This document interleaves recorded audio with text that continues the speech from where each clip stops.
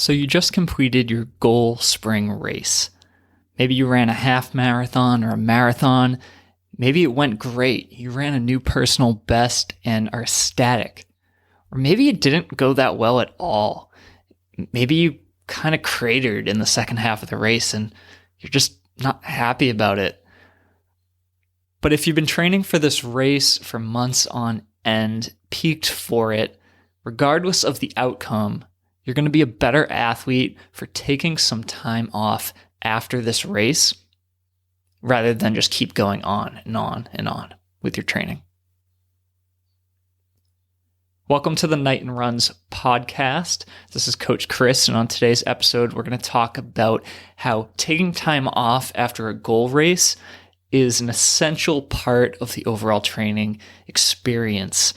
And consistency means taking planned breaks at certain times.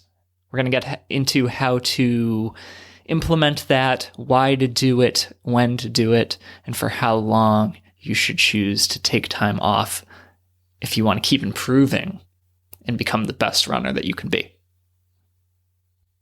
Today's episode is brought to you by the Knighton Runs training group on Patreon.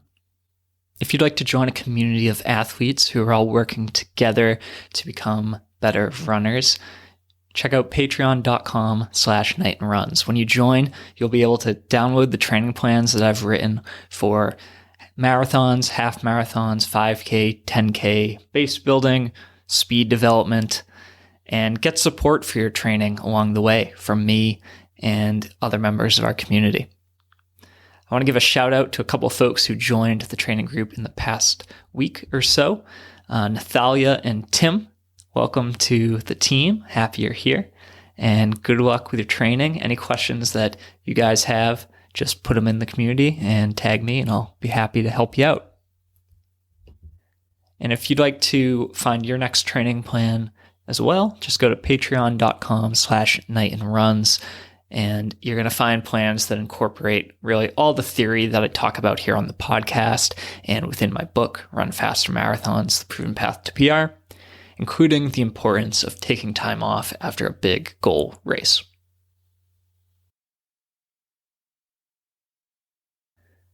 Okay, so really there are 6 phases of training for any race. The first phase is your base building.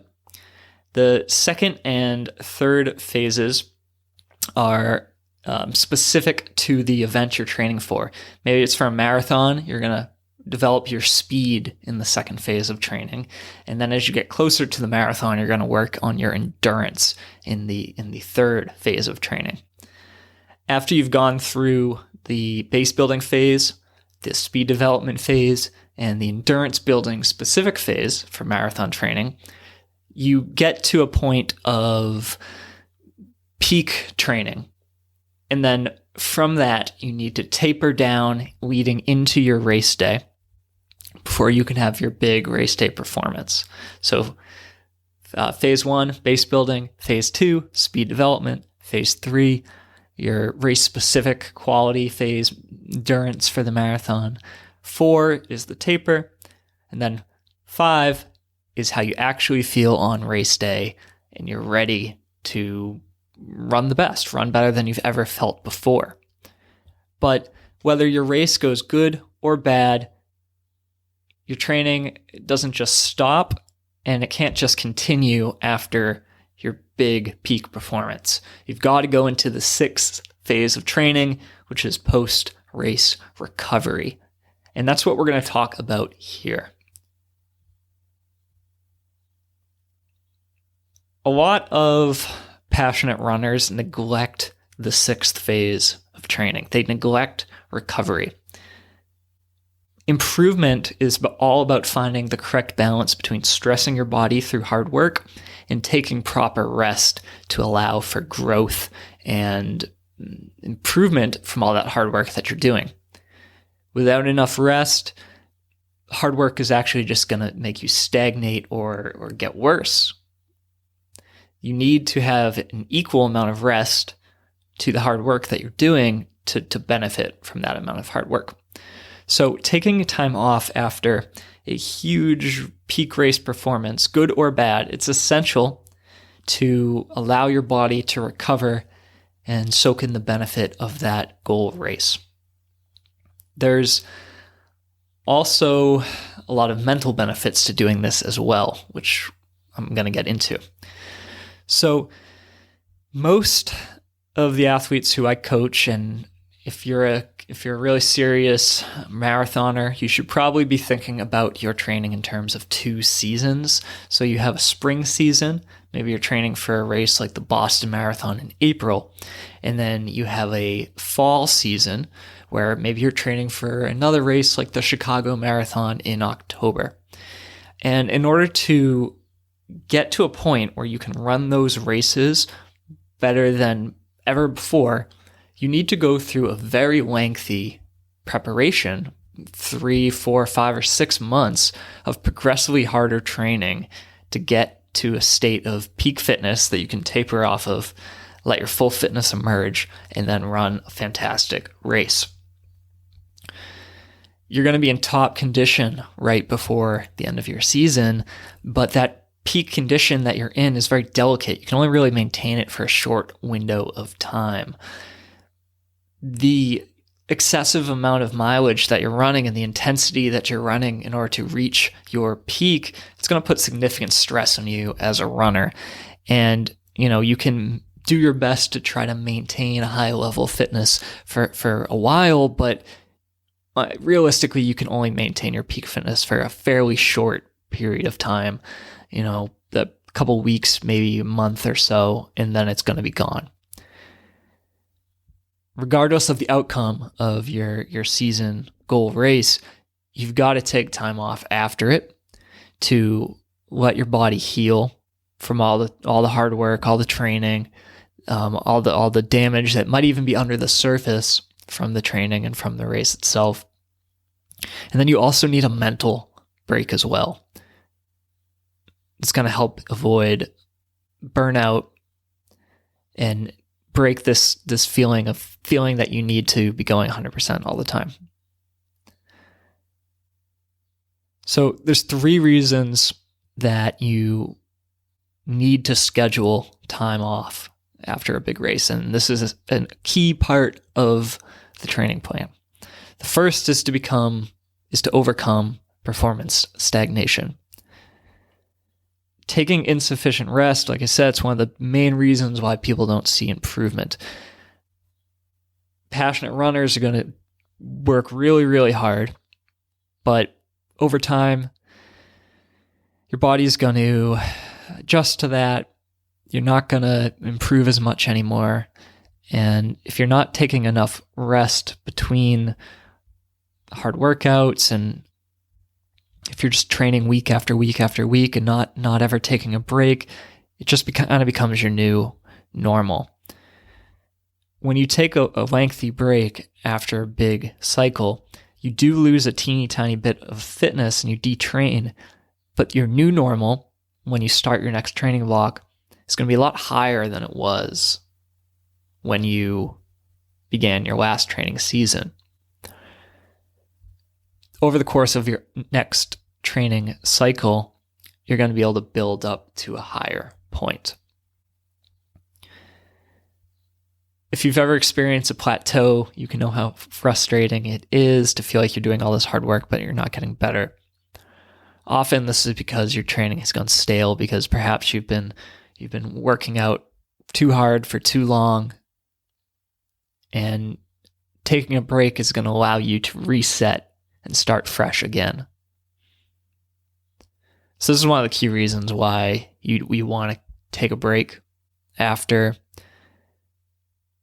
a goal race rather than just keep pushing through. You need to give yourself that reset for your body to avoid stagnation, because you can't just keep doing the same thing over and over and over again and expect to keep improving. The second thing is to avoid mental burnout. Running is a long-term game. Athletes are going to develop over the course of 10 years or more of consistent running, and you can enjoy running for decades beyond that. Running every single week or every single day, year round for a decade or more, it's hard or impossible to do that and simultaneously be running at a high level. I don't think it's really healthy to be going full throttle like that at all times. You want to have phases in your training where you're, resting more or doing easier running, and you're doing harder running or peaking for a race, right? Or running that race. You don't just want to be doing the same thing all the time. You want to be going through these phases. It's going to keep it varied, and it's going to, just keep you excited about what's next, and not just think that, you need to go out and do these runs every single day. Often at the end of a long training cycle, you might be kind of tired of running and training. You maybe have been doing it for a long time, like 4 months, 5 months without break. Taking time off after a race is going to give yourself the ability to get excited about running again. After a marathon, you want to not run for a while until you get excited about it again. And then, and only then, when you're really excited, you want to get back out the door and start doing it. I think that's a really helpful way to enjoy the sport long term. And then the third reason why taking time off after a race is so essential is to stay healthy, to prevent physical injury. Running nonstop week after week after week forever is not only going to lead to performance stagnation, it could also lead to getting hurt. Training at a high level sometimes requires pushing your limits a little bit and kind of being on this edge of how much can you handle. To really see improvements, you do need to be challenging your body, but you can't challenge yourself so much that it leads to some kind of an injury. A lot of times people make it through a training cycle and are in great shape, but maybe they're a little bit banged up, or maybe there's something under the surface, like early stages of tendonitis, or perhaps even a stress reaction that you're not even really aware of, but there could be something there. Or maybe you've been nursing an injury just to get to the starting line. Or maybe during the race itself, you developed some kind of a minor injury. Regardless of the case, or even if you think you're perfectly healthy, you do want to take some time off after a big race so you can let everything heal before you get back into it. I really think this is in your best interest. And taking time off after a race, this is something that professional athletes do as well. I mean, plenty of fantastic professional marathoners take 2 weeks, maybe even a month off of any kind of serious running after, a big race that they do. If it's good enough for professionals, it's good enough for amateurs as well. We don't just want to be running every day forever. So, how much time should you take off after a goal race?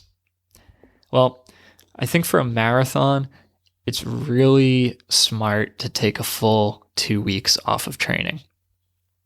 So, if you ran something like the Boston Marathon or the Providence Marathon here in this May, you'd want to take like 2 full weeks off, no running at all after that. I really think that's in your long-term interest, both your physical performance as well as your mental health and enjoyment of the sport. A lot of people push back when I tell them to take 2 full weeks off. Sometimes I'll say, okay, let's compromise, take 1 week off, and then that second week, maybe run every other day, but have it be very casual. Don't think about it as training, and just run for fun. Just enjoy it. Don't think of it as training or work in any kind of way.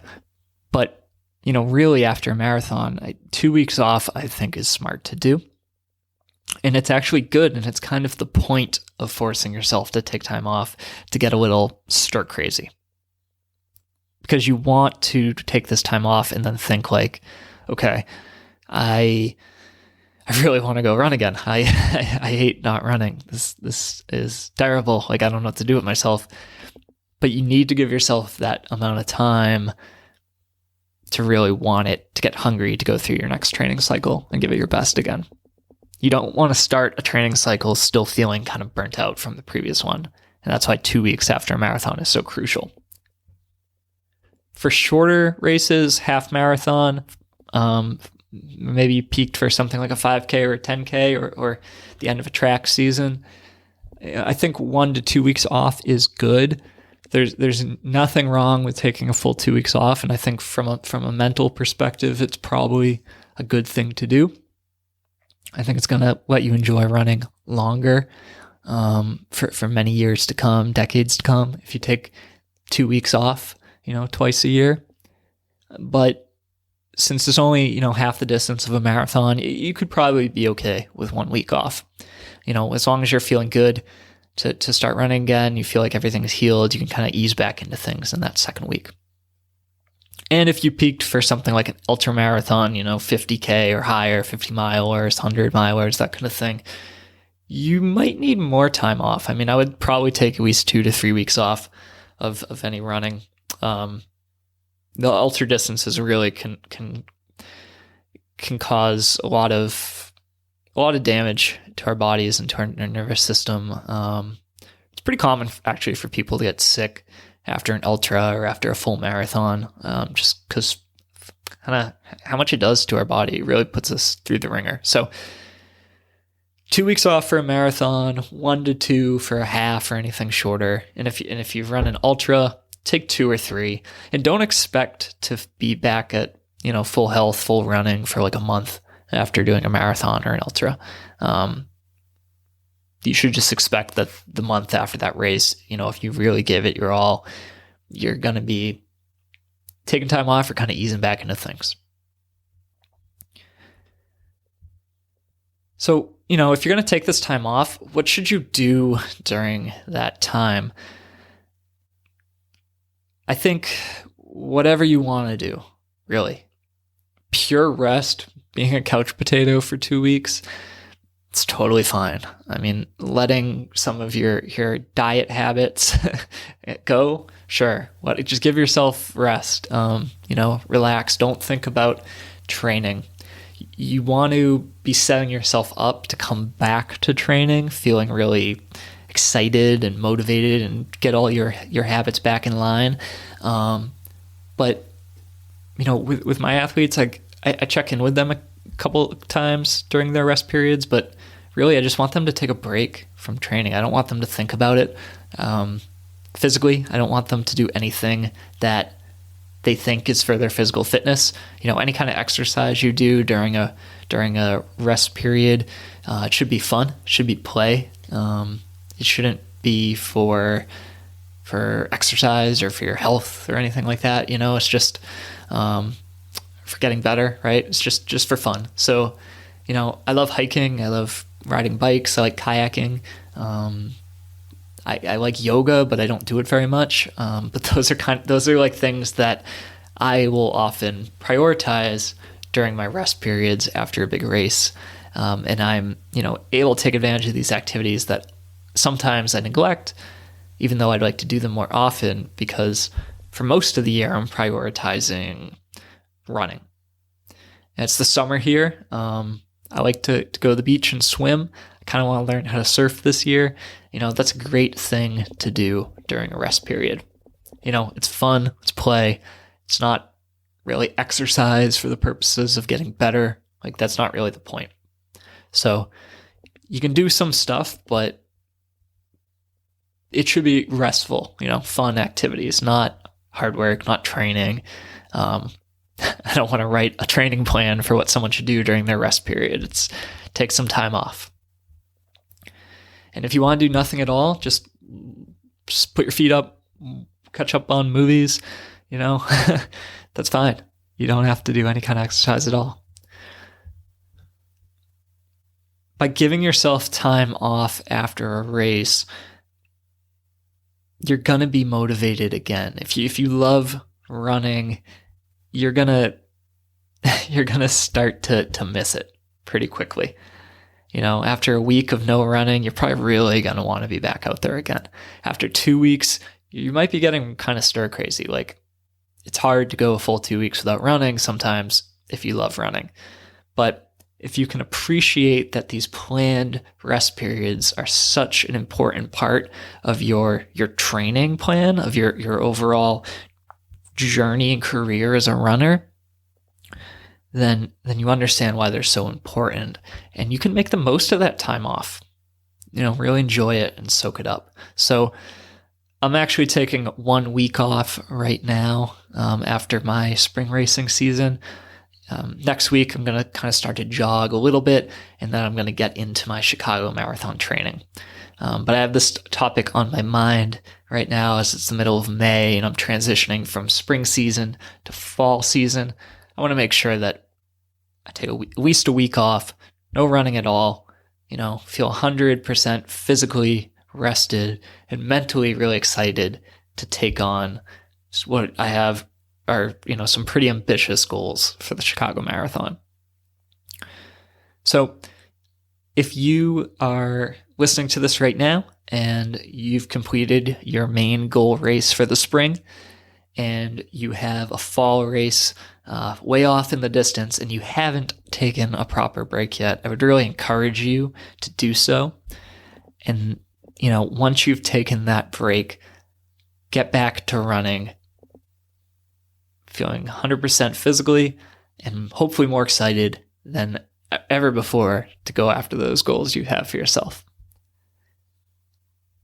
Taking time off after a race is as essential as the running itself, and that's why I include it as the 6th phase of marathon training. You can't neglect it. If you want to be your best, you need to take time off. All right, that is all I've got for you today. Thank you so much for listening to the Knighton Runs podcast. If you learned anything, enjoyed the show today, I'd love it if you just make sure to subscribe in your listening player. And, if you really love it, I'd appreciate a review. Those 2 actions really help a lot in kind of sharing this podcast with anyone else like you who might benefit from it. And before you go, I just want to let you know 3 different ways that you can become a better runner today. The first one is be sure that you get a copy of my book, Run Faster Marathons, The Proven Path to PR. The middle section of that book, I talk more in depth about these 6 phases of marathon training. The last section, post-race recovery, which we kind of talked about today. But we also talk about all the different phases of training to get there and how to perform your best on race day, which is kind of the most important thing. You can get a copy of it on Amazon in paperback or Kindle. Just search for Run Faster Marathons, The Proven Path to PR. Second thing is, if you'd like to download training plans that are based upon that book and the concepts I talk about here on the show, just go to patreon.com/KnightonRuns and you can join the Knighton Runs training group where you can download the plans that I've made for the marathon, half marathon, and all the races shorter than that are going to help get you faster. And you can get support from me and my community with any questions that you have as training progresses. And the third thing is, if you have been listening to these shows and you feel like you resonate with me and you think you might want to work one-on-one with me as athlete and coach, you can apply for one-on-one coaching and become a Knighton Lion on my website. You just go to knightonruns.com/coaching to learn all about it, and you can submit an application on there to set up a time to chat and see if we'd make a good team. We've pretty much wrapped up the spring racing season for just about all of my athletes now, and we're kind of going through this rest period and starting to get back into it. We've got a lot of athletes going to be training for Chicago, New York City, Philadelphia, Marine Corps Marathon, CIM, whole bunch more. I can't even think about right now, but we got the big ones covered. It's going to be a fun summer and a great fall. Really happy with how the spring marathon season went for everyone. And yeah, looking forward to an even better summer and fall. So keep it up, everyone. Hope your running's going well. And until next time, bye.